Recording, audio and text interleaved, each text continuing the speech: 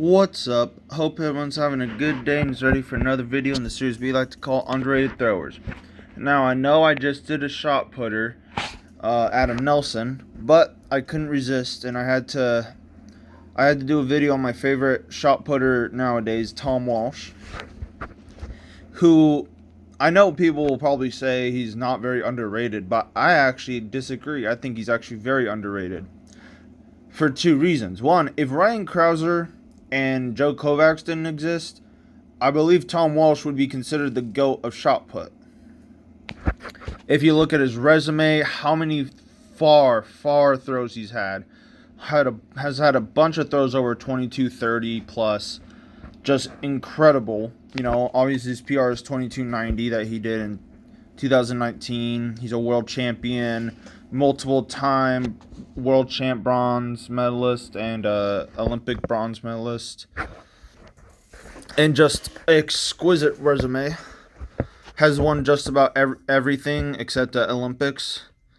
But yeah, I think he's just criminally underrated. Actually, well, not criminally underrated because obviously people should know how good he is, but I think he's underrated because Ryan Krauser and Joe Kovacs are just so good. It kind of, I don't want to say diminishes Tom Walsh a little, but because I mean he's right up there with them, a little closer to Joe Kovacs than Ryan Krauser. I mean, really nobody's close to Ryan Krauser, for being quite real. But I have Tom Walsh as the third best shot putter of all time, based on distance, accolades, longevity. And I think he also has a very underrated technique as well. And I mean, his consistency of just making like at a minimum placing top 5 at a world championships or Olympics is insane to have for so many years.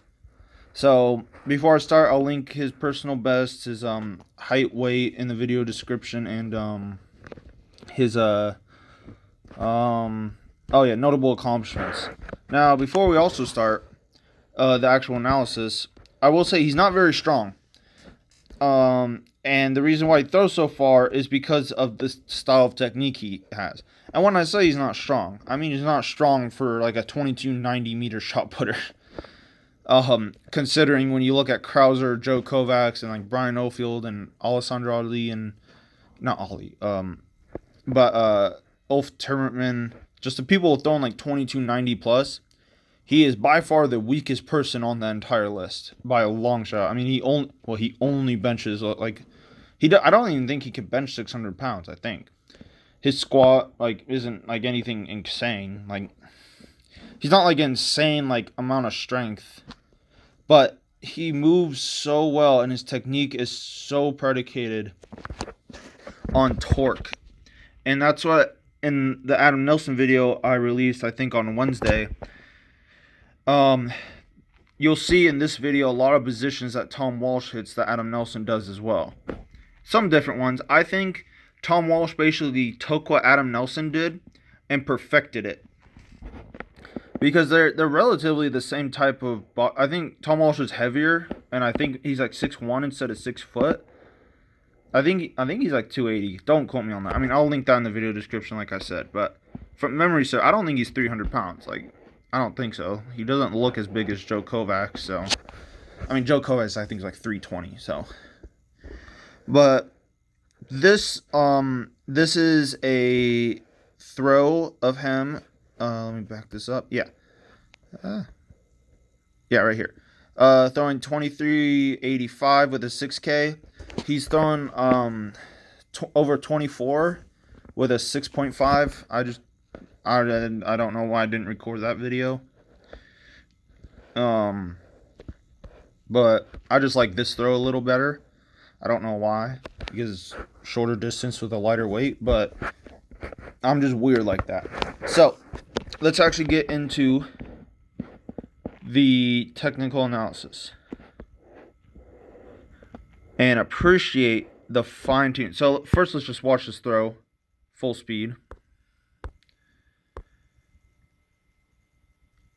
You can see he has he hits kind of weird positions in a way. Not very traditional positions. But he hits them so well and so consistently that it works for him. Just like Adam Nelson.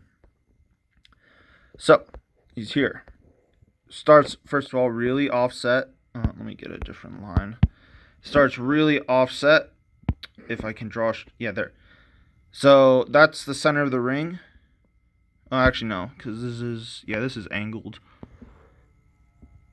This is... yeah, so he starts a little past this way, the center of the ring, in terms of where his left foot is, as you can see. So I really personally like that when you're kind of weaker and shorter and not... he's obviously just dumb explosive and a supreme athlete, obviously, because you just got to be. There's really no getting around it. If you throw over 22 meters, you are going to be a crazy athlete. There's really no way to get around that, whether you glide or spin, especially if you glide. So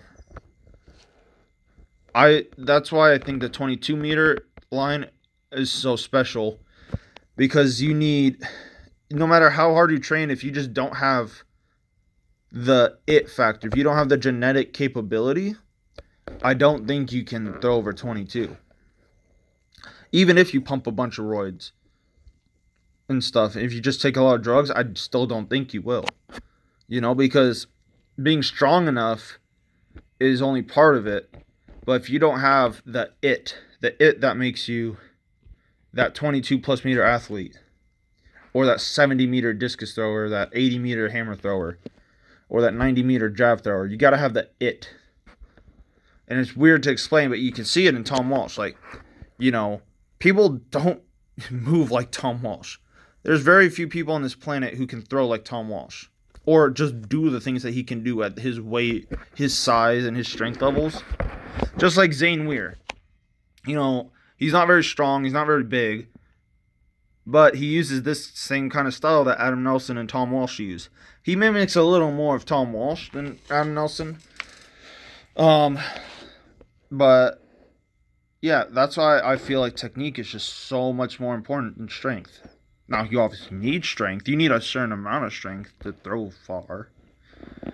I mean, there'll always be outliers, but strength really never hurts, you know. But so let's actually get into lifts. So he starts offset, and I really like that because it allows him to gain a lot more momentum out the ring than just starting traditionally like that. Because now he has all of this side of the ring to turn out the back, so he gains a lot more momentum to bring into the middle and the front. So I personally like that. I will say it's harder, and you have to be a lot more patient at the back, and you have to really be super active with your left foot. You can't just, if you rely too much on your upper body when you throw, this probably is not a good style for you, and you should just not do that anyway, no matter what style. But yeah, it's really predicated, and you have to be super mobile to do this style for it to work, I should say. So I really like this personally, and I throw with the offset, and you tend to see a lot more people nowadays are starting to throw with the offset because of the success that Adam Nelson had and Tom Walsh had. Tom Walsh more so than Adam Nelson, because you tend to see the offset a lot more since Tom Walsh started throwing over 22. But he's here. Really nice. I personally, one thing he does different than Adam Nelson is he lets his left arm get ahead of his left knee, which I personally like because I think it lets you turn easier. But you see, people usually don't tell you that because they think it's pulling out the back. And I'm not saying pull with your left side. Like, you notice that his left arm isn't... let me play this. This might be too fast. But it's not like he's just yanking his left arm out the back. It's just kind of just letting it go free, kind of, in a way. So he's not pulling back and getting super disconnected. He's just kind of letting it go and not actively keeping, because And I've watched a bunch of Dale Stevens, who was his coach at this time and when he was throwing super far. I've watched a bunch of seminars and stuff on him about his philosophies. His big thing with Tom Walsh was no matter what, keep the ball moving. So he wasn't a big fan of like holding a wrap and stuff. He's always a big fan of just always just adding to the ball with constant movement, and you can see that. Like he's not stopping the ball at all. Like you saw with Adam Nelson, which is the main difference, is that with Adam Nelson, he was here and he held this position for a very, very long time. He held like his shoulders back while his left was going down. Tom Walsh does not do that. And I personally tend to agree, because if you're a speed-oriented thrower and don't rely much on strength, I agree that you got to keep the ball moving. I'm not saying that he's not separated, because he is, but he's not like forcing a block like I'm not saying Joe Kovacs forces a wrap, but he has a lot more of a wrap in the middle than Tom Walsh. And Krauser as well, so Krauser kind of holds a wrap a little as well, so Tom Walsh is different in that aspect. So that's just something to keep in mind as well. If you're a more speed-oriented thrower, the worst thing you can do is just stop the speed. It's just, when you really think about it, it's just kind of just simple to think about. But I will say this kind of technique it's one of those techniques that if you do it right and you hit it, like if you hit all the positions correctly, it will go super far. But if you're a little off, it will not go very far. It's one of those kind of techniques. It's a high risk, high reward technique. So I will say that. But if you get good at it, it can be very consistent and you can throw very far, like Tom Walsh. So he's right here. Really nice. If this will hold still. Really nice stack here.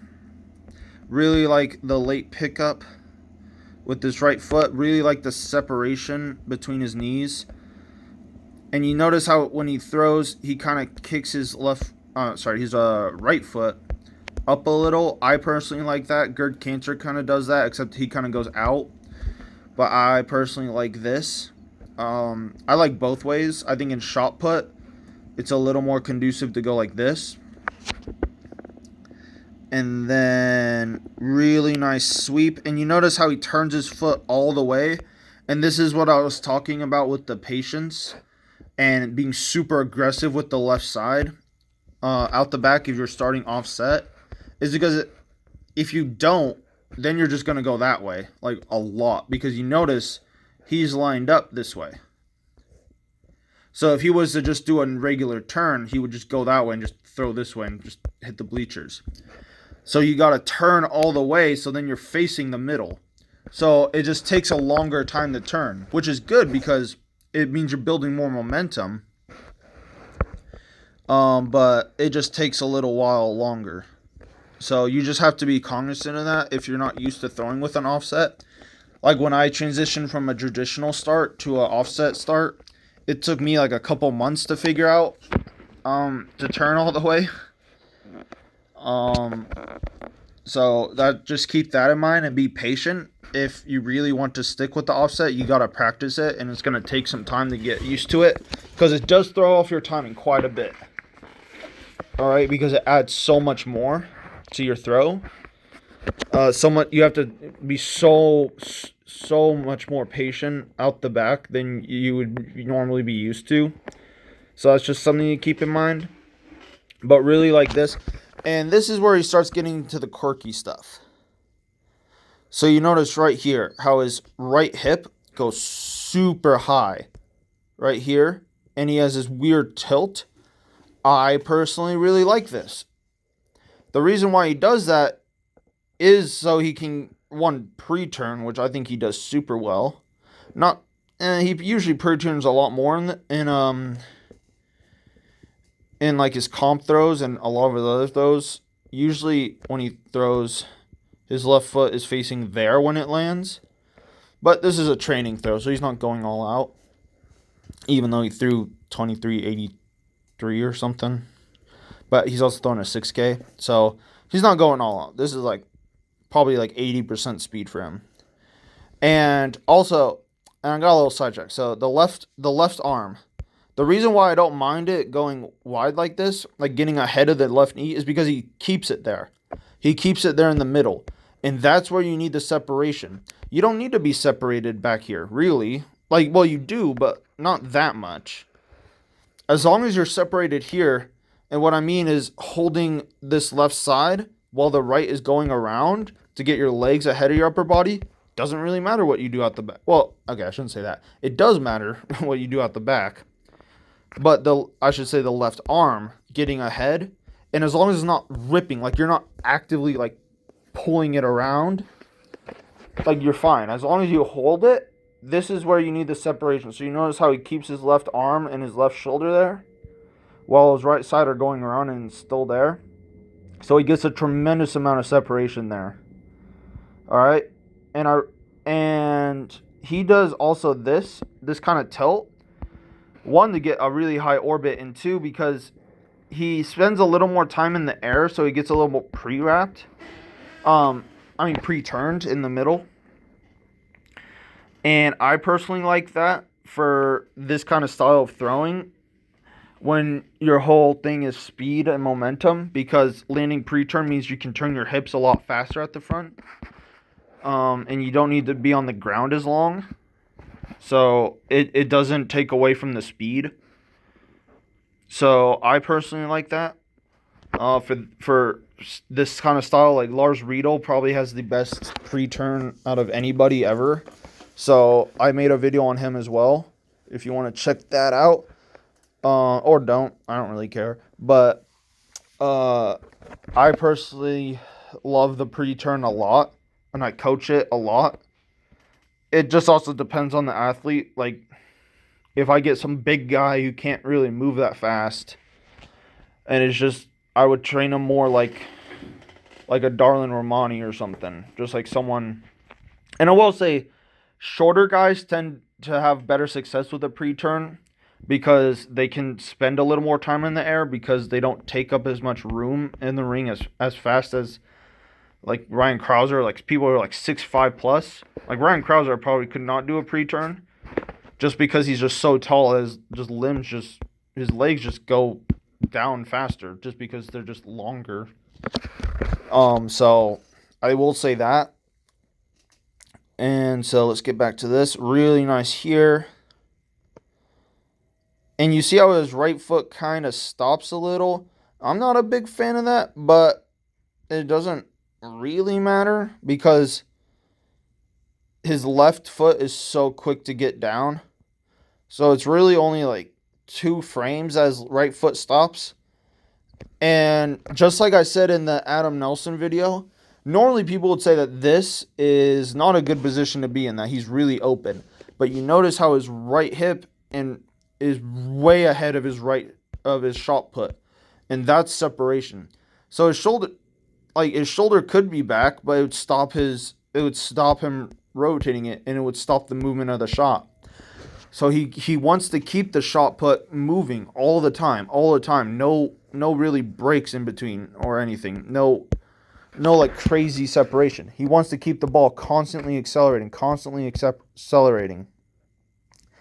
All right, so if he was to hold his shoulder back, the shot would stop. His upper body would stop. All right, so with this kind of style, it's very imperative that you move the lower body super, super fast. All right, you have to move it so much faster than your upper body so otherwise you won't be separated because you're not really holding positions for very long. So that's something to also keep in mind. It's very hard to do very slow throws with this kind of style. So I would recommend first, before you even think about going this style, master like how to throw good slow, like traditionally, before you start trying to move like Tom Walsh, if you want to. So that's just something to keep in mind as well. But he's here, really nice. And then I really like the way he works the ground. Okay, that's not big. There we go. I really like the way he works this ground. So you see this little crease that he gets right there? Well, like he has his heel is up, but the ball of the foot is pressing into the ground. That's what you want. That's how you can tell if someone's working in the ground if you're watching video. Is you see that little crease right there. All right, that's what you want to see. All right, so let's clear that. Zoom out. And a fantastic block. So you notice people will say, oh, he's off his right foot early. But look at when he get his right foot, like he stopped pushing there basically. One more frame, the shot's basically out of his hand. One more frame, shot's out of his hand. So he's not actually losing that much. And that's what I mean is because of the pre-turn, he doesn't have to stay on the ground as long because his hips are already turned. When his left foot gets down, his hips are already primed and ready to go, ready to throw. So he doesn't need to like turn and stay on the ground very long. Because that would slow him down as well. So he's here, boom. And the more important thing is that his right knee, of course it didn't stay still. His right knee is still bent. And when he goes, it's important to see that his left foot is still on the ground and it's still blocking. If he was in the air, that would be bad for this kind of technique because you just jump. All right, now there have been people with success with that, but not with this kind of style. All right, that'd be jumping. And we have learned as a throwing community, I hope, that jumping at the finish is not good. So he's here, boom. And you notice how he transfers forward, so he's off his right foot, but his left is still on the ground. And he holds this block for so long, right here. So it's out of his hand, still kind of holding it, under rotates a little. So he could rotate a little more. And I know he under rotates because his left foot's there. And his right foot, I can't really see it because it's a stupid arrow. Hold on, let me do that again. So his left foot is there. Right foot kind of goes, the camera moves a little to the side. But his right foot doesn't replace it, so you could say he under-rotated a little. Again, this is a training throw, and this is a throw he could save. He just chooses not to because it's training, and he's obviously experienced enough to save a throw. So he doesn't really care, and it's not even a competition weight, so who really gives a rip? Although I will say, if you're a good thrower, you should just always just stay in the ring because good technique allows you to stay in the ring. That's part of it. So really, if you have good technique, you should really never foul out the front, like fall out the front, unless you just get lazy and just do it just because. Like that's why you see Ryan Krauser really just never foul out the front. Unless he throws like 22-15, it's like, oh, that was terrible, and then just walks out the front because screw that guy. But he's here, really nice finish, gets good extension, boom. And you notice how, well, I guess you can't really notice because he's facing forward, but if you look at a still image of Tom Walsh, the corner of his eyes are still watching the shot, and that's what you want. I'm a big believer in the corner of the eyes watching and just watching the shot instead of just keeping your head there, because I think the head, if you just keep your head facing the shot, you don't get the extension over the toe board, and it just slows down your release. Like, sure, you'll hit a stronger block, but it will also slow down your right side and won't let you get full lift and extension over the toe board. So I personally am a big believer in the eyes, the corner of the eyes, watching the shot leave your hand. And if you're confused about what I mean, just look up like pictures or something on Google of Tom Walsh or Ryan Krauser, just any really elite shot putter besides like Filip Mihailovic, who when they release their look at like a front image of them releasing, and the corner of their eye is watching the shot put. Like their whole head is facing this way, but the corner of their eye is still watching the shot. So they're still staying connected instead of just ripping their head. Because see, sometimes like when like people are super disconnected with the shot at this position right here, their head would be facing the camera. Like, I could make eye contact with them. And that's not what you want. And then after it's out of your hand, I mean, who really cares? You can do whatever the hell you want. Because you're not applying any force now. As long as you just stay in the ring, I mean, it doesn't really matter. And I know he fouls here. And I know there are stupid people who are like, oh, he fouled. Why did he even post this or stuff? And if you don't believe me, just look at my comment section on my YouTube. And people have to realize, you know, when you've been doing this for so many years, I think I can pretty confidently say that Tom Walsh knows how to save a throw. I'm just saying. So him fouling throws in practice doesn't really matter, because when it really matters, he can save a throw. All right? And I know he tends to foul a lot too, but that's more of a product of him being out of position. And again, I've seen him hit better positions. I mean, this is just a training throw. I didn't want to do a comp throw because those are boring. I wanted to do a training throw because that's normally actually where throwers throw really far, is in training rather than competition. And I just like watching throwers train. I wish there was more videos of throwers training. Like, of great throwers training, I should say. Like, I wish there were videos of Joe Kovacs training. But you get a couple once in a while, but they're not really that exciting. But yeah, I mean, I just really like him. I think he's very underappreciated, and I think as the years go by and he starts to get a little older, I think we'll look back and be like, wow, Tom Walsh was really that guy. He's really the third best shot putter ever. And I don't think you can really make a case saying that he's not. With his resume, the distances he's thrown, the consistency over like 22, 30 for the number of years he has been throwing. I mean, I don't know how you can make an argument that he's not the third best shot putter. You know, so, yeah, I mean, obviously behind Joe Kovacs and Ryan Krauser, at least for the male side. I should say the men's shot put. But yeah, I mean, there isn't really any much more to say. I mean, yeah, I just think he's underrated. You know, I mean, I don't think people look like, oh, Tom Walsh did 22.63 at I think, what was it, the Diamond League Finals a couple months ago or whatever. Forgot what it was. And people are just like, oh, that's cool. But I mean, Joe Kovacs did 22.80, and then like Krauser did basically that as well. And then we're just like, oh, we're just gonna forget that he threw like a top 10 mark of all time, like Tom Walsh did, and nobody really gives a rip. So, you know, it's kind of crazy, but yeah. So that's why I think he's underrated. I think he does a lot of. Oh shoot, there was actually one other thing I really wanted to do. The wide knees. I totally forgot. Sorry. Look how wide his knees are. I really like that. I really like that here.